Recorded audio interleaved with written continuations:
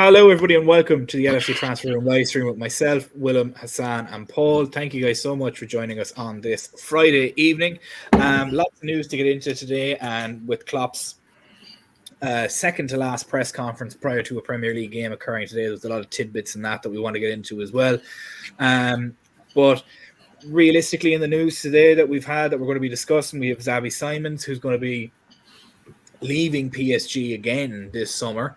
Having already left on loan for RB Leipzig, and then we also then have him from reports. His selling price is about 60 million euro. I don't think that that's particularly accurate. I think PSG will want more, but that's the rumor going around at the moment. And what Fabrizio Romano has come out and said that the more likely option is him being sent off again on loan. But again, we don't know about that. PSG might want some money. They might want to cash in. PSG are a very funny club. It's very hard to predict what they're going to do. Mohamed Amoura, who plays for USG, Union Saint-Gilloise in Belgium, who is their current striker at the moment, has a gaggle of goals in the Belgian league, who's also been linked with us, and they'd be asking for about 20 million euros, which is a very decent price for a young striker. I say young, he's coming into his mid-20s, but sure, look, you'll take what you can get. But then when it comes to, we have Nico Williams. Paul, can you hear us? It's double. Is it double? Yeah. I think everybody's... All right, hold on. Let me mute myself just in case, and then we'll just... Is it still double, Paul? Okay. Okay, it's fixed it. Okay. I reckon what the best way to do about it is when everybody's speaking, the rest is mute, and then we go about it that way, and that'll probably solve the issue. But Nico Williams, who apparently in rumors say he wants a massive wage, but at the same time, we also then have the fact that he could be on sale for about 40 million euro. 40 million pounds, excuse me. But still, it is one of them that you're like, rumors of 300 grand a week, and he wants that, and you're kind of like, maybe we don't think we'd break a wage structure for a player like him.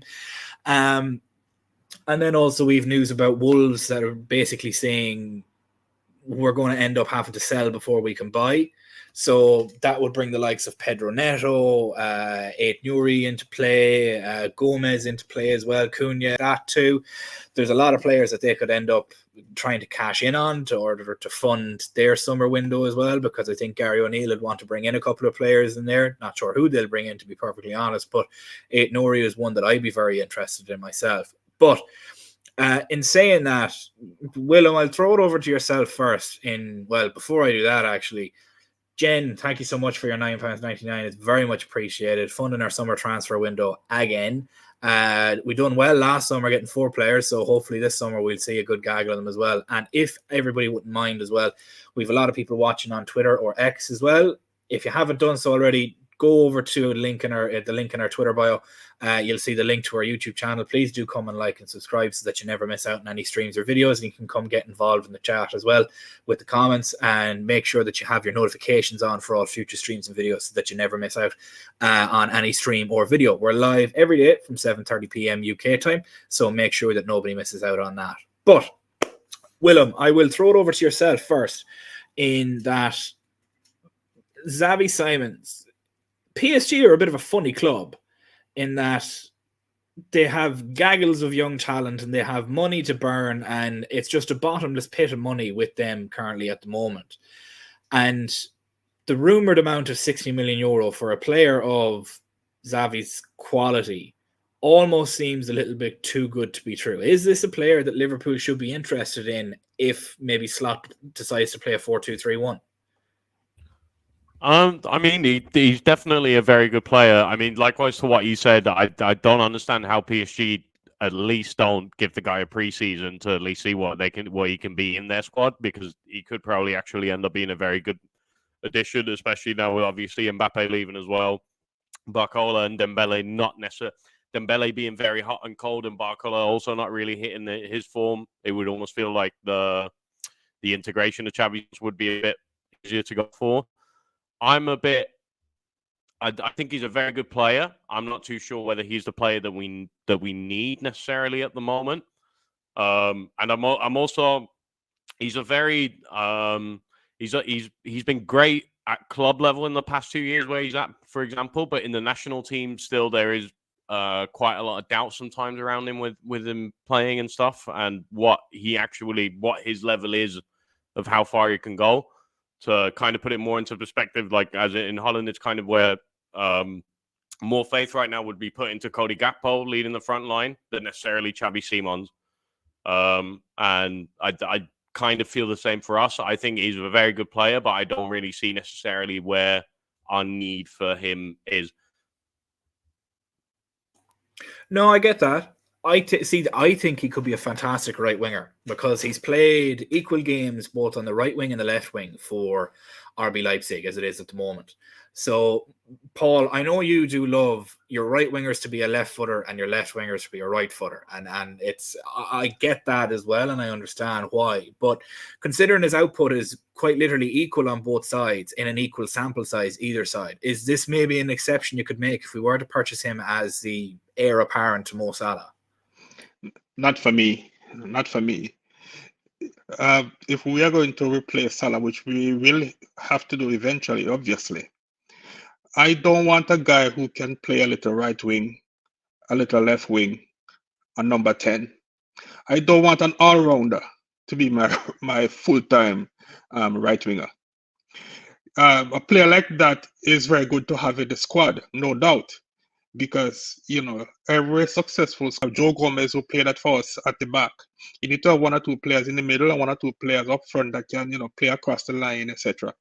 But it's particularly on the right wing, I want, and especially what we have been accustomed to from Mo Salah for the last 7 years, I want my right winger to be a right winger. So give me Bakayoko any day over Simons. I agree with Willem. We have some needs in the team, but another attacking right-footed midfield player, our number 10, is not one of them. So whilst there is a school of thought that says you can't have too many good players, but in our situation where we have an abundance of young midfielders and we have glaring holes elsewhere, I don't think this is a player that makes sense for us at the price that he will definitely go for, which even at 60 million euros, not that he is not worth it, but he's worth it to a team that needs him, and we are not that team. I think it's just one of them for myself that it's kind of like a generational talent that you can't really pass up on. This would be, and I personally don't think. But is he though, Stephen? Have we seen enough of him at the highest level to make that? Considering how good he is on both sides in the Bundesliga, I genuinely think that he could be absolutely fantastic for us up front. And I'm not like his product. He's not done to one side or the other, in my opinion. He's not like pinned to one side or the other. And with RB Leipzig, he's only played 3 games at the 10 position. He's played 21 games as left wing, and he's played, I think it's 18 games at right wing. And he has 4 goals and 7 assists off the left, and he's 5 goals and 5 assists off the right. So the production value is easily there on both sides. So it could be easily replicated if he was to stick to one side. I think he's at 20 goal contributions so far in the whole season, or just a little bit over that, most of them being assists. So maybe he's just a little bit more of a creator, which maybe could help our strikers. If Mo Salah was to go and we get a more creative person on that side. But I do agree with both yourself and Willem that there is more pressing matters. And that it is one of those. And we have Bangani here mentioning that we've Fabio Carvalho coming back. We don't need Xavi, that they're almost identical. I wouldn't agree with the last part of that, but I do agree that Fabio does need to get a chance under the new management and see how he is with the number 10 role. So I think we're kind of in a situation where maybe our eyes are a little bit bigger than our stomach, and we might have too many cooks in the kitchen when it comes to that number 10 position if we are going to go there. Hassan, with Xavi and what positions we have of need, we obviously see Alexander here mentioned that we need a DM. We'd also need a left back. We'd need a left-sided centre back, or even just 2 centre backs on top of that. do you feel that if he is available for the 60 million euros, is this somebody that we should spend our time and money on, or should we focus, as Paul and Willem have mentioned, on the further back parts of the team, as in the defense and shoring up that left hand side of the back four? What do you think? I think if the quoted price is right, I think Edwards will be all over him. Try to get him, because, as you said, I agree with you. He's a generation. He can be a generational talent. He's really well regarded, and I think it will only make sense if the rumors about Diaz are true. He moves to the PSG and he comes to our way. It can make sense. Or maybe Jota, because he's the best finisher we have, but his injury issues are there to see. Maybe there only if we lose one of them, maybe that will make sense. And like someone commented about Fabio, Fabio moved to Leipzig to play, and we had high hopes, but because of Xavi, he didn't get a chance to in the team because he was playing so well. There was no room for him, so that's why he went to Hull after that. So I think it will only make sense if we lose one or two attackers, then he can come in at that price. And for I agree with Paul, who commented that the DM is the most the position we must be looking with Endo's age and Stefan's young age. So we need someone in the middle to supplement them. Yeah, I see. As much it's kind of maybe biased from my own point of that, when a player like that sort of comes along, and maybe the deal might just be a little bit too good to be true, and possibly it is. But just looking at it myself, I'm like, if Xavi's available for 60 million euro, and you pass that up when he's available to go to Premier League teams for 60 million euro, I think you will be silly to not. I'd nearly rather us take one less centre back and get him, and maybe go for a centre back in the January window rather than the summer window myself, if we were to get him. Now, that's in a very ideal world, as Willem says all the time, know your owners. It's an idyllic world that I'm living in here when I suggest that. But it is one that I would love. There's another gentleman as well, I can't remember his name, that will be really good for the DM. Plays for Palace currently at the moment. I can't remember his name for the life. Wharton. Oh, Wharton. No, Wharton. Adam Wharton, I think is his name is. He's come on and been absolutely fantastic since he started playing with Palace currently at the moment. Young player, big player, could very, very, very easily do well for us. But Xavi's just one of them. It's kind of... Do you want to know what it reminds me of? And I know we mentioned it an awful lot. We have back and forth in the group chat and everything about it. It reminds me of the Thiago signing. It'd be an unbelievable luxury buy if it was to be bought. It's not a need, it's a want, if that makes sense. Well, Stephen, it can be a need, you know. If we move on from either of Jota or Lucho, then it would make sense. My resistance to just going for him, if we're looking on him as a Salah replacement or an eventual Salah replacement, because I would not want a situation where we have 5 forward players and they're all right-footed, especially, and if when you add Szoboszlai to that, who can also play on that wing, on the left wing, then we would have that sameness in our attack that just doesn't make sense. And if you look at all of the top teams across Europe, even our league here, if you look at City, Arsenal, even a team like West Ham, there is always one or two left footers somewhere there, be it Saka, be it Kudos, be it Foden. We are probably the one of the few top teams that really just have that sameness. So I'm not saying that we must have a left footer, but I don't see the need for him. It would make sense to me if he is going to be our out-and-out right winger. That's kind of my point. But if Lucha goes or Jota goes, fine. Even Nico Williams would be a possibility if one of those two goes. But I want a left footer to understudy Salah to take over from that position in the next year or so. No, I agree with you. And I think Ben Doak can be that, but I just don't think that he's not ready yet. Yeah, he's not ready yet. He needs a lot more polishing. He's very physically raw. Fantastic dribbler, but it's just the last touch he needs to get looked at, and he could explode with that. But it's I think it's more looking at it like a Thiago buy. I think it's a very luxury buy. I don't think it's a need. I think it's a want, and I think we have more pressing matters than there is in the squad as it is at the moment. We've Bungani here mentioning that Wharton is a huge prospect, 100% taken, mobile and technically very good. This is the Crystal Palace midfielder that's been playing at the moment. Justin Ulysses, what a surname. His passing range is extremely limited. I think that's Paul mentioning to Justin here mentioned about Atalanta's DM choice, Ederson. Yeah, I can see the criticism there myself. And Nathan here mentioning obviously that the DM and the defense need to be sorted, and surely we can't win anything with an aging Endo and a Van Dijk aging with a Kanate, and Kanate being injured multiple times a season. We've Mr. Berg mentioning here about Paulinho. Not for me personally. I think that ship has long sailed. I think he's away to someone like Bayern in the summer.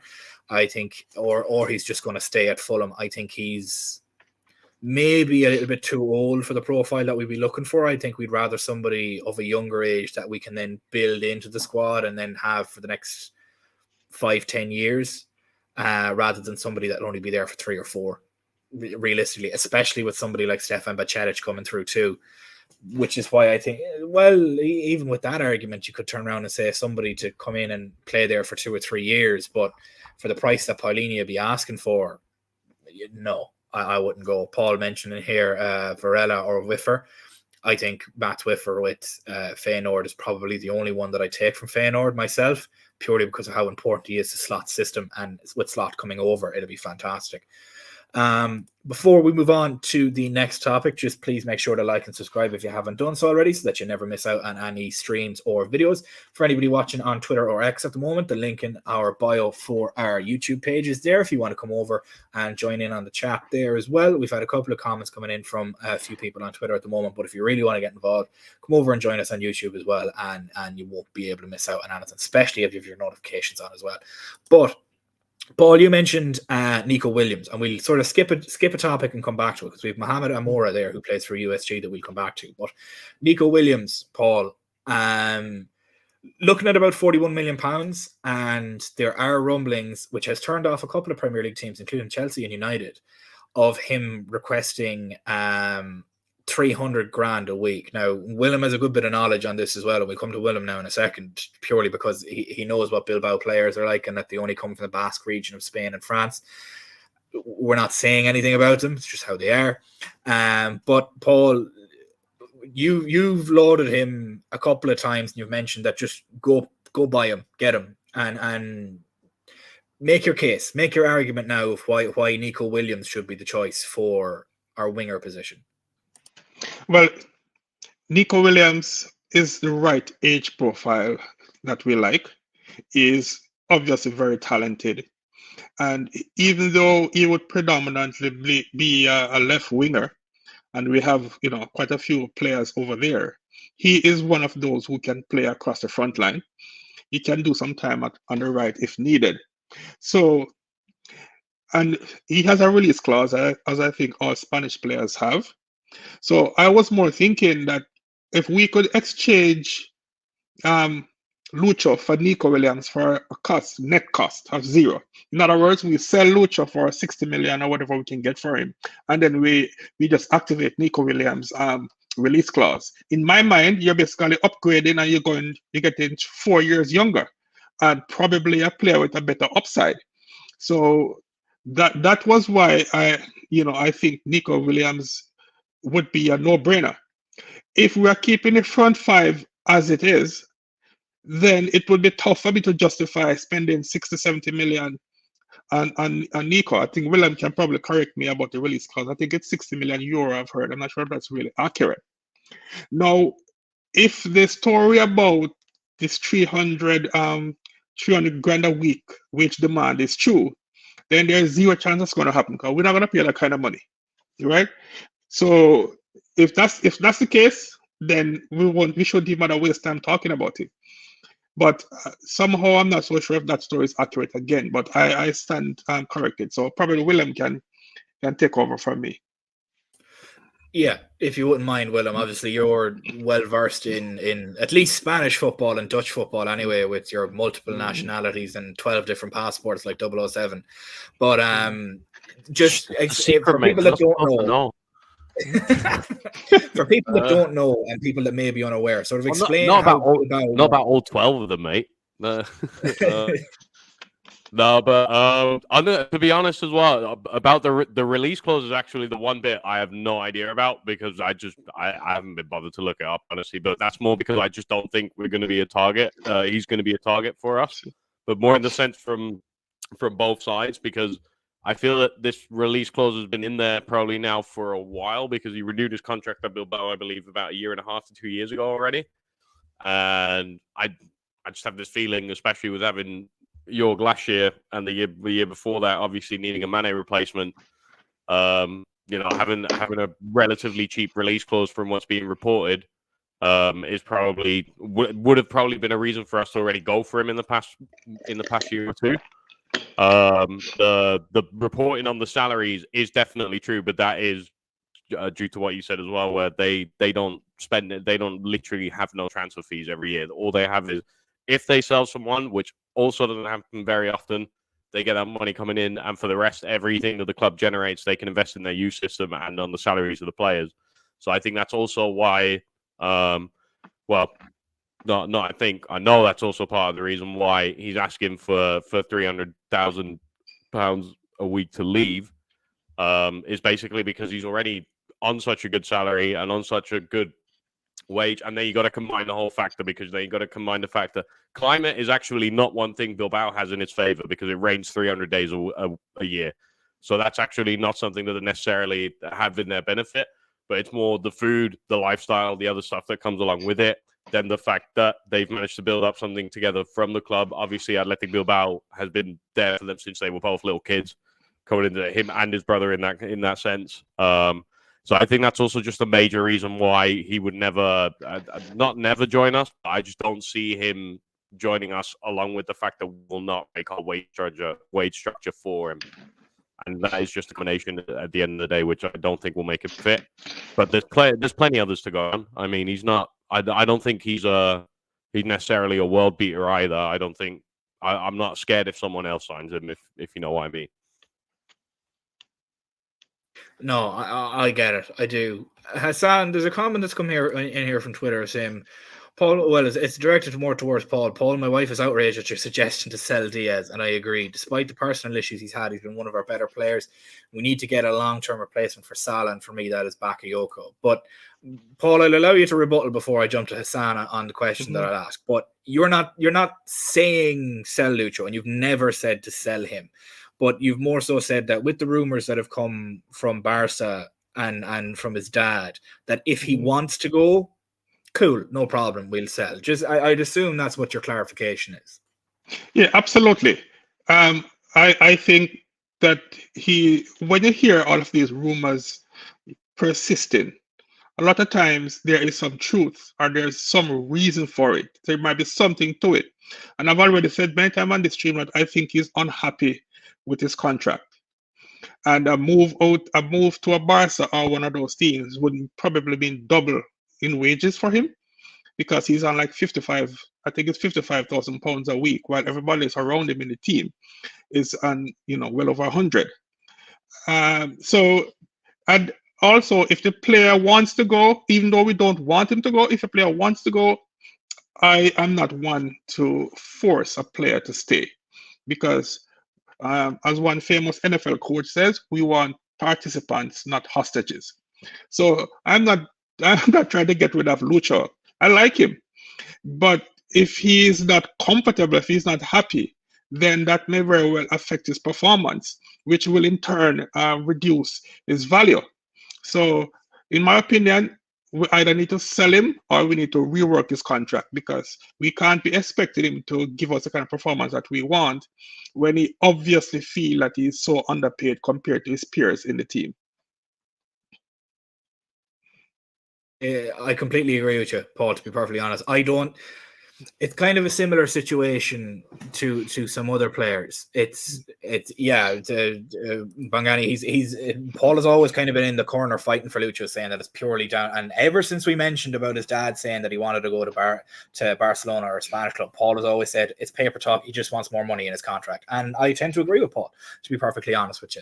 And it is that Paul, obviously, a different Paul mentioning to sell Diaz now. Wouldn't shed any tears if he was sold. That's fine. That's an opinion on that. I personally wouldn't either myself. I think it's a position that we could get younger at, that we have younger players at, such as Cody Gakpo, Darwin Núñez can play over there. Dominic Szoboszlai plays there for national team. So there's multiple players that could step into that. And I think we only get rid. I say get rid. Get rid is excuse me, such a harsh word to use. I think we only sell him or try and profit on him if he requests to go and wants to go. But Hassan, we've kind of skipped over you a little bit in the moment. There's been a couple of comments that have come in here in relation to certain other players. Like we have Estavo Willian, and then we have Luis Guilherme over Nico Williams. Two of them are classed as Brazilian wonder kids. And what's really good is one of the new front office staff that we've hired. The guy from Benfica, what's his name? Hold on, I'll put it up here. Pedro Marquez, the guy that we signed from Benfica, he essentially is a South American guru, purely from the fact of how much he done with Sporting, and that sort of a thing. So with him on board and how he used to scout all the South American players for Sporting, our power in the South American market could really go up, and you could see players like Willian and like Luis Guilherme possibly coming. Like Michael Edwards said that he was, well, not even Michael Edwards, Rodrigo said that he was close to coming to Liverpool, and it was 3 million quid. Imagine what an absolute steal that would have been if we got Rodrigo for 3 million quid. But Hassan, given the new front office signings, how do you see our recruitment going? Do we focus on the South American market, and is that much more? Ross, he was the academy when he was an academy coach at Sporting when he was scouting an awful lot of players in the South American market. He did go to Benfica though, but John Kennedy, what a beautiful Brazilian name that is. Hassan, South American market, is that somewhere where we should be focusing? The likes of Luis Guilherme, Andre John Kennedy, Brazilian name, and others like that. Is this maybe somewhere we should be focusing for, not bargains, because we'd still be paying 30, 40, 50 million euro, but considering their counterparts that could be on the same level in Europe would charge another 30 million on top of it, could this be the avenue for Liverpool to take, maybe even purchasing a club down there? Yeah, I think the guy we have hired from Benfica, he will work for FSG for the multi-club. We have the plans. So I think we for South American players coming in, I think it's difficult for them in England. Change of culture is too much as compared to Spain. Um, I think when they go there, they have the similar Latin culture. I think for that reason, I think we will look at them. For me, I remember Alan. We had high hopes for him, but he never made it, and he went again to Brazil. And I think he's doing pretty well over there again. For young kids coming in, I think it's difficult to settle in and make the mark. Uh, I think the whole structure is again, Julian Ward is coming in again. So I think we will make positive and very shrewd signings in the first window. No major shift from the things we actually going on. And after that, gradually we'll see how we progress. Yeah, it's going to be a slow process. Alexander mentions here is that the problem is it need 2-3 years to get somewhere, and I agree with that. It'll take a while to get that second club set up, but we now have the front office, and essentially the Avengers have gotten back together with Michael Edwards, Julian Ward. Now we have Pedro Marquez, and then we have Richard Hughes on top of it. Like that's a hilariously strong front office, realistically. And comment that I want to bring up here, which I think is ironic considering they took the time out of their day to come onto a Liverpool page and post this comment. But a Manchester United fan making fun of Liverpool is like a homeless man making fun of you for losing your keys. That's essentially that's a good one.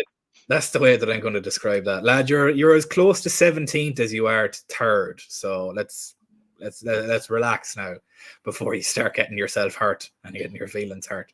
But before we move on to the next topic, which will be a new striker possibly that could be coming in for quite a cheap price, make sure to like and subscribe if you haven't done so already. If you're watching us on Twitter or X, please do go to our bio and click the link in the bio and come join us on YouTube, where we have videos nearly every day and live streams every day as well. We're live from 7:30 UK time, and then we're also have an American stream once a week for our friends across the pond. That is 9 p.m. Eastern time or 2 a.m. UK time, so don't miss out on that, and make sure you have your notification bell on as well for that. So thank you so much if you have already, and if you're about to, thank you so much as well. But we're going to move on to a striker from the Belgian league, which is Mohamed Amoura, who has 22 goals currently as it stands at the moment, and I believe he's a gaggle of assists as well on top of it. How much does he have? 23 goals, I lie, and 7 assists. So he's on 30 goal contributions so far this season in the Belgian league in the first tier. That is across the Belgian league and the Europa League, along with the multiple cups that they would have had and gone through there. But it is an interesting one, because what I'm going to do is I'm going to pull up the data between the three of them. So we've Xavi, we have Mohamed Amoura, and we've Nico Williams, and I'll see if I can throw in who else were we discussing as well. No, they were the only 3 so far. What I'll do is I'm going to share this screen and I'll pull them up and we see exactly what they kind of look like together. So 2 seconds for me now. Is this the one I'm looking for? It is indeed. We'll come back here now. Top quality branding and presentation from LFC Transfer Room. So if you look at the 3 of them here, 21, 23, 21, RB Leipzig. Now this is Amoura last season when he was with Lugano before he moved to USG, and I think he's actually improved an awful lot since he's come to USG. Looking at the 3 of them, Willem, I'll come to yourself first in this. Obviously, you have Nico Williams there in the sort of darker orange. You have Amoura in the yellow there, and then you have Xavi Simons in the blue. Out of the 3, it's really a pick your poison kind of a situation. There's not really a singular outlier that sits head and shoulders above the rest, is there? I mean, no, not necessarily. At least for me personally, I know who I would take out of the 3. Then again, if it were really up to me, I'd probably go for someone else than any of them 3. But I do think out of the 3 that probably Xavi Simons would probably be the one who would probably contribute the most to us. And like I said, the fact that Nico Williams has a high wage demand and has had a release clause just lying there the entire time, we haven't gone for it, just doesn't make me think that we go for it. Yeah. And we're also back in the Edwards era, where all the names that are now going to be ringing around, I'm not trusting one bit, because I'm expecting us to not be linked to the person we will sign. We will not be linked to at all throughout the summer, and then all of a sudden, boom, it's there, or it will really accelerate in the space of 2 or 3 days when we had no expectation that it was going to happen. I mean, you can already see it with Arne Slot now happening. No one was considering Arne Slot as a candidate for our manager, and then in the space of 2 days, everything went so quickly that we got him coming through. And I know I'm generically rambling a bit now away from the whole thing. But basically, coming back to it, I do think Xavi Simons would be, out of those 3, the best option that we could be getting from those 3 players. I don't disagree with you. We have a lot of people saying here, I wouldn't take any of them. All of the above are not of the level required. And you've just essentially that is kind of my point as well. But we're playing more of the hypothetical game of we're gonna pick one of the 3. Yeah, realistically, it's a pick your poison kind of a thing out of the 3 of them. It's like, as an Algerian here, Justin mentioned, I'm always concerned about Amoura and Amoura heading to AFCON every 2 years. Dealt with that with Salah, and that always worked out amazingly well. So I suppose wouldn't necessarily be the worst thing. Paul, when we then look at, so I'm going to share this tab as instead. So we have assists per 90 and goals per 90, right? So we've just a couple of names that have been mentioned here. So we obviously have Mbappe up here with Jude Bellingham, Vinicius Jr., Mohamed Salah, Florian Wirtz, Luis Diaz sat over here, Xavi Simons, Nico Williams, and Pedro Neto here. We'll kind of touch a little bit on the Wolves factor of this as well before we jump on to Harvey Elliott to finish off the stream. But just looking at this here, and I'll zoom in a little bit on it just so everybody can have a good proper look at it. My old eyes and my 4 eyes can't really see it all that well. But just looking at this specifically, you then obviously see Mbappe's up the top. He just scores goals for fun. But obviously, as you move more, if you move sort of in a right-angled way from the bottom left-hand corner all the way to the top, you have your tiers.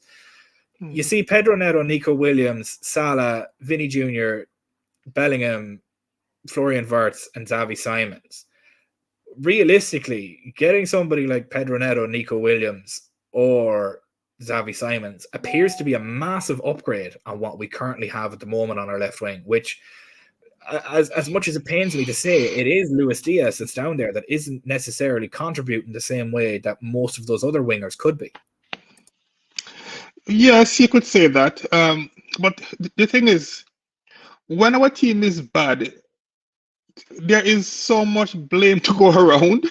So it's kind of not fair to single out Lucho for the bulk of the blame. Also, when we are comparing players across different leagues, it's kind of a fool's errand sometimes, because how are you going to compare a player playing for Union Saint-Gilloise versus somebody playing in the Premier League or playing in La Liga? It's just difficult. Not saying that the player who's played in the Belgian league is not good or wouldn't succeed in the Premier League, but it's kind of hard to it's kind of hard to make that judgment because it's just such a weaker league. So yes, stats will give you an idea of what the player can do, but there's a lot more than just that. So I am not so sure if I want a player from Union SG right now, unless he's dirt cheap, and then we it's really we have nothing to lose. But I don't think we can compare Lucho with Mbappe, though. That's not going to get us anywhere. They're worlds apart. No, I don't disagree. Purely for speculation purposes. But Hassan, one thing that Paul mentioned is where essentially can the blame be left in relation to how our season kind of went, and this is something that I came across as well.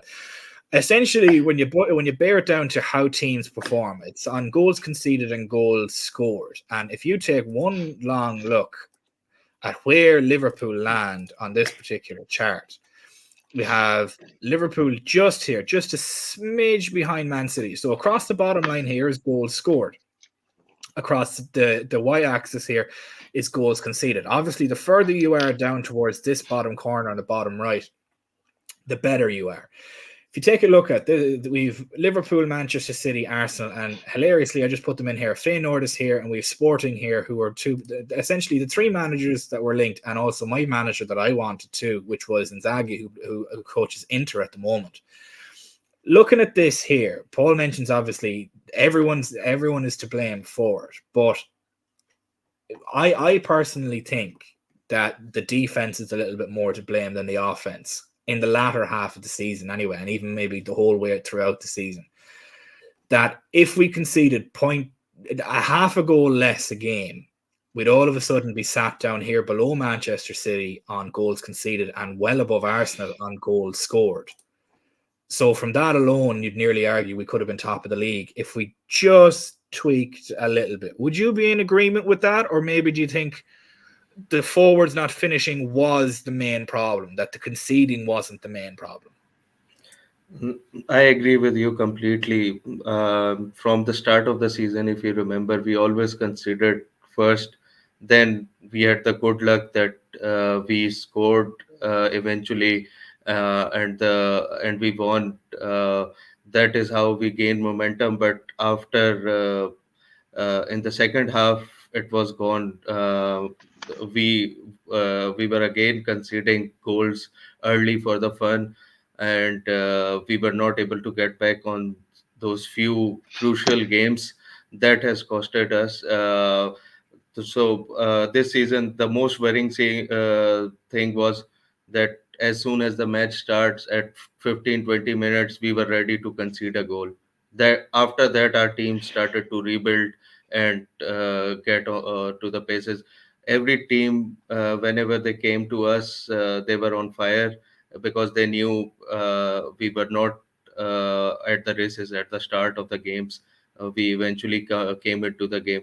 So this has cost us a lot in this season, because the seasons we were almost there. We lost by one goal or two. Or the season when we eventually won, it was the season when everything was on fire.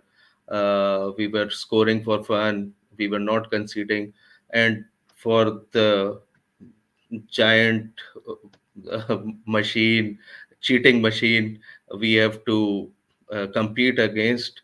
We cannot have these faults in our and conceding. Arsenal fans are, as Arteta was saying, I am dreaming of holding. They are in for a huge surprise. They have not felt the pain which we have gone through in the last 4 seasons. So they will come to know how this cheating machine goes to a robotic phase and finish the job so easily. Yeah. To me, I feel it's a combination of things. Willem, the second I started mentioning this topic, I seen the smile come across your face, because you clearly knew what I was trying to do when I was mentioning these topics. But it's actually not me trying to fight Darwin Núñez's corner. It's more me trying to look at the team as a whole. I acknowledge that Darwin Núñez misses chances, and that obviously has contributed to stuff at the end of the season. I'm not arguing that whatsoever. We see a lot of mixed contributions here in the chat, obviously. Conceding too many chances for a challenge for the title. Add to that, we got no DM. It wasn't the missed chances. It wasn't the defense. Constant missed chances causing pressure from the opposition, and everything like that. And then I think the defense is a bigger issue going into the summer transfer window. But let's not kid ourselves into thinking that we are clinical enough in front of goal. And obviously, then not him mentioning that we were very slow starting every game, allowing opposition to play through us. From somebody that has very actively said they're fed up of my lovely Starboy himself in Darwin Núñez, and I'm not going to argue on it because we could be here for the rest of the evening. We won't argue on that. Do you feel that looking at this, the numbers purely themselves say we've scored more than Arsenal, but we've conceded more as well, and we're on similar level to Manchester City, just maybe by a hair off. So looking at that itself, if you tidied up the defense a little bit more, it could very easily lead to us being sat ahead of City and Arsenal right now, not conceding first and maybe winning a couple of games 1-0 rather than having to win 2-1. Look, at the end of the day, I do agree with it. I think actually Nathan's comment sums it up really well. Whereas I think overall throughout the whole season, the bigger issue has been from the defensive side, and maybe, more the lack of an actual destroyer DM, and more having Endo in, where Endo, with the age and sometimes when he plays too many consecutive games, he does get overrun a little bit. And with obviously the McAllister experiment at the 6th first kind of starting off in the season, I think that did give us some instability. Now, as we know, I'm now at the part where I do think some forward line refreshments would kind of help. I do think that at the end of the day, for us to really want to win the league, we need to be very clinical with our signings as well, because of the way we spend our money and because of the way we operate as a club. And for us, and it's not that I dislike Núñez. It's not that I'm against, but I am getting now to a point where I am just thinking more, for us to win the league and for us to really be able to go for these trophies every time, we also can't really afford to not constantly, but a lot of the big chances, which has also been happening a lot. And that's not just Núñez, by the way. Diaz obviously missed that one-on-one against City. Salah also missed his fair amount of chances. I mean, the one he had against Spurs the other day was horrendous. I mean, so everyone has their fair share of blame in the forward line for not operating at its best. But I also do agree that the fact that I think Van Dijk's been really good, but you can see Van Dijk is also slowly aging a bit. And I think that being complemented by the fact that we either have Endo as a DM or we don't really have an out-and-out DM, going along with the fact that his partners constantly change throughout the season, that has been a massive issue as well. However, I do think that having an out-and-out clinical striker maybe coming in, and maybe, again, it doesn't even have to get to the point of selling Núñez. It doesn't have to get there because he can play on the left wing.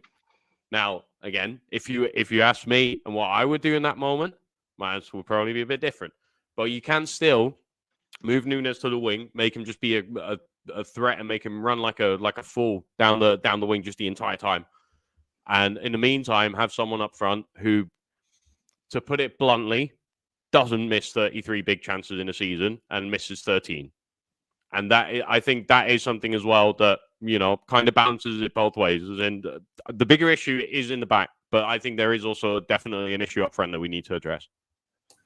No, that's fair enough. Look, I can't argue with the misses that he's had during the season. Now, the only thing that I would argue myself is there's been a lot of games where a keeper's pulled off a worldie of a save, and you could list maybe 5 to 10 of them that are top-class saves by keepers.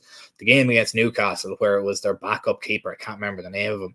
Núñez could have had 4 that game, but he just pulled off ridiculous saves and reaction saves from 3 yards out when Núñez got a snapshot. And it's one of them things, and I think it's just pure frustration. But Bob giving everybody a heart attack, Kylian Mbappe to Liverpool, done deal. If Liverpool is in Madrid, that's fantastic. But I don't understand how anybody consider a £100 million player a bargain. There's no player in the world that's £100 million. It's a bargain. Declan Rice is not worth £100 million. He is fantastic, not worth £100 million. That's just, and Caicedo's not worth 115 million. It's not even worth half that. So there's no player on the planet right now outside of Vinicius Jr., Kylian Mbappe, Kevin De Bruyne 2 years ago before he got injured, and Mohamed Salah 2 years ago that are worth 100 million quid.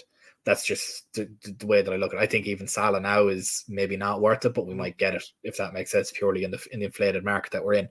But I am going to move away from our statistics now and talk about a little bit about Klopp's presser earlier on, and we're just going to make everything nice and pretty, and there we go. So talk a little bit about Klopp's presser earlier on. Mentioned a lot of things. Núñez was one of them, and saying that it's kind of just one of them things that strikers have to play through, but we're not going to dilly-dally on Núñez or anything like that at the moment, because I feel like that's been talked to death at the moment, and there's been rumours about him going, rumours about him staying, going to Barcelona, his agent wanting him to go to Barcelona. I think it's a load of shite, to be perfectly honest with you. But we'll move on to one player that I think a lot of us are very excited for in his future with Liverpool, which is Harvey Elliott.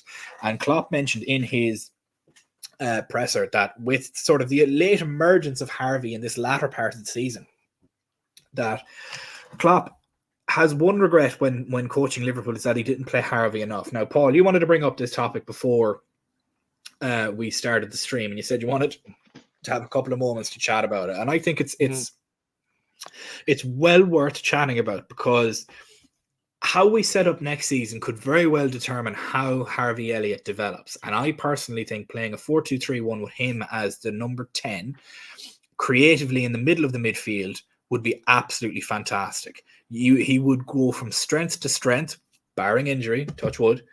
I think he could absolutely go from strength to strength. He's a creative genius. He's constantly making fantastic passes in and around. He could very easily feed Núñez to his left or in front of him, Gakpo to his left or in front of him, Diaz if he's still around, Jota in front of him, and he has Salah then to his right, who he can immediately start feeding, or he can even play out there on the right himself. Paul, you said you wanted to chat about this and just Klopp's position on it. Do you think Harvey Elliott maybe should have been getting more playing time over the years over perhaps somebody like a Curtis Jones, or maybe was the formation not right for him to come into that squad in a more important role, so to speak? Well, what I think happened over the last few months is that Klopp moved away from what he always says. He always says, listen, I have no favorite when I'm putting together the team, I'm putting together the best players, or the players who deserve to start. And one of the thing about this past quiet week where we had nothing going on, I got a chance to rewatch a couple of the games, that we played recently. And Harvey's performance has kind of opened my eyes. I know I'm all over the place with the midfield three, but I was under the impression that Curtis Jones, Szoboszlai, and McAllister was our best front three. Now, I've changed my mind. Nothing wrong with changing your mind, I guess, if information changes. But I think Harvey Elliott will be one of our best, if not our best midfielder by the end of next season. I don't want to see him play right wing because that's not his position. As the right-sided 8, the guy is perfect. He is a pressing machine. He is small, but he knows how to get into spaces. He has a very good left peg on him. And I don't want to sound like I'm committing football blasphemy, but what does Harvey, Messi, and Maradona have in common? Let me tell you, Maradona and Messi, these are small, left-footed geniuses, right? Harvey is small and he's left-footed. He's not yet on those two levels, far from it, because those two are probably the two best that ever laced football boots. But I am trying to get myself away from my old school thinking of having big, tall, strong, physical midfield players, right? So from what I've seen from Harvey, I think right now he should be ahead of Curtis in the pecking order. Definitely ahead of Gavin Birch and also ahead of Szoboszlai. So I just want to see Harvey get some opportunity to really command that spot in our midfield, but not at the right wing. He's not a salary replacement. He's too slow. Out on the wing is not where he shines. He shines in the middle, just behind the front, the striker, in those small places where they can cut back, on his left foot at the edge of the box. That's where he is. And I think Harvey's going to be a big player going forward for us, even though his frame is very small. I think he's about 5'7" on a wet day. Yeah. But yes, I think the guy has some serious talent. I think so too. I'm not again. While I think it's a little bit of an outrageous shout because I think Alexi McAllister would be our best midfielder by the end of next season. But that's not to say that Harvey Elliott couldn't become that either. I think that would be more where I'm leaning on. I think Harvey is maybe a year or two away from possibly entering his peak 5 or 6 years, and I think we could have a monster on our hands if we play him as a 10. Hassan, we have a couple of comments coming in here from people. Obviously, I won't mention that one in a moment, but Elliott lacking some physical attributes. Obviously, he's good. He's a good squad player. He's not a 10, he is a 10. He's not a forward or a midfielder. I mean, that's what a 10 is. But could I say one thing on the physical part? Yeah. Well, some of the best midfielders we've ever seen in Xavi, Iniesta, Modric, Bernardo Silva, all these guys, like him or hate him, Bernardo Silva is one of the modern greats as well. Like, you have to be honest here about it as well. These guys are 5'9" at most. Yeah. These aren't physical, massive beasts. And, of course, back in the day, we had even Paul Scholes. Paul Scholes 5'6" as well. Another one. Apart from Gerrard, Lampard, and a few others, a lot of the greatest midfielders aren't very big or very massive or very physical. It's about what they can do technically. Sorry, that's all I want to say. I'm going. No, I agree with you. I completely agree with you because this is why I think Elliott playing in the 10 would be perfect. And Hassan, I'll jump to you in a moment to get your opinion on the physical attributes of Elliott too. But Elliott playing in the 10 currently, as he would be in a 4-2-3-1, he doesn't need to be the biggest, the fastest, or the strongest. He just needs to be able to receive the ball, turn, and spray it everywhere. That's literally all we would need from him, realistically, is to him to be a creator and somebody that can bang a shot in from outside the box, which he has shown multiple times that he has that in his bag. Done it against Crystal Palace, done it against Spurs. Absolutely ping that ball into the top bins. So realistically, I don't think it's out of the world to say that he could be one of the best 10s in the league over the next couple of years, if all goes to plan and his trajectory stays the same. Hassan, just to finish us off for this evening, just a couple of thoughts on your opinion of Harvey's physical attributes or lack thereof. Do you think he's better suited as a 10 in the centre to be able to distribute the ball? Obviously, Justin mentions here that we also have Fabio Carvalho that could come back and play the 10 role as well with him, and we have other players that could play it too. Do you see him starting in that 10 role or in a 4-3-3, similar to Paul has mentioned, in the right-sided number 8? Where does Harvey fit into the future plans of this team for yourself? Yeah, I think number 10 would be perfect for him. As William said and mentioned, some really good players now in Barca.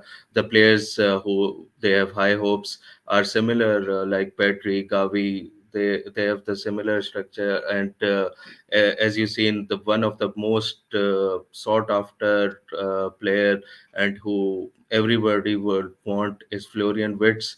I think he's the similar stature as Harvey.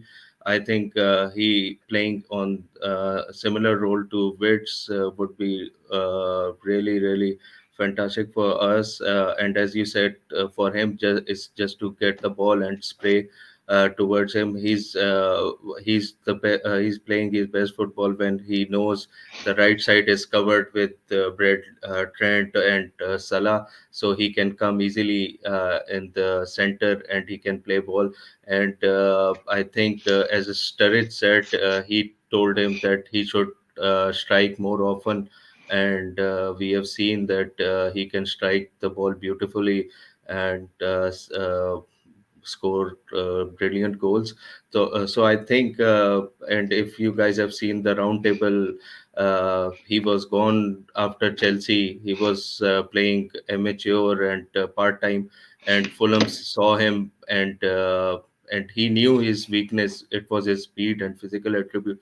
He worked a lot, and after that, it was a certain astronomical rise for him. So I think for him to miss out so many years, and for him now, he has shown that he can be a top level, and playing regularly will be really good for us.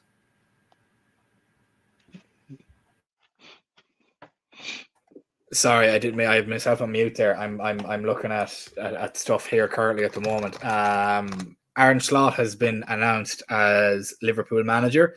Fabrizio Romano, the big tap-in merchant that he is, has just come out and said it. That he's basically all done deal, everything signed, going to be announced as the new manager, basically waiting until the end of the season. And hilariously, Slot's about to move into Jurgen Klopp's house. It's essentially what's happening. Yeah, is that true? It's essentially what happened. And I think Brendan Rodgers lived in that house as well. So let's hope some of the good luck that Jurgen Klopp has brought us rubs off on him in that house. But genuinely, seriously, his £4 million house when he takes over the Liverpool job is where Slot is going to move into. So Klopp out, Slot in, and it's going to be absolutely hilarious. But yeah, apparently he is actually moving into his £4 million Liverpool house. Fucking hell, like that's good. Yeah, I mean, look, place to say straight away. He knows where he's living. Now, I don't know if Klopp is selling the house. It's owned by the club. They bought it off Rodgers, so they're just going to give him the house to stay in. It's basically like he's been given room and board along with his salary. That's the best way to look at it. But we are going to leave it there for this evening, guys. I want to thank everybody for joining us, myself, Will and Paul and Hassan. If you haven't done so already, please do make sure to like and subscribe. If you're watching us on Twitter or X at the moment, please make sure to jump across to our YouTube page. Give the video a like, give us a subscribe as well, and make sure you have your notifications on so that you never miss out on any of our streams going forward. We're live 7:30 every day. We'll be back again live tomorrow from 7:30 UK time. We have a Twitter Spaces going on just after this in about 15 minutes time. So if you want to get in and chat about more of the transfers and whatnot, please do make sure to join us there. And thank you guys so much for joining us this evening. Again, Jen as well, for your £9.99 funding our summer transfer window. You are an absolute star. Thank you so much, guys, for joining us this evening. We hope everybody has a wonderful weekend, and we'll see you guys tomorrow, Saturday. Bye-bye.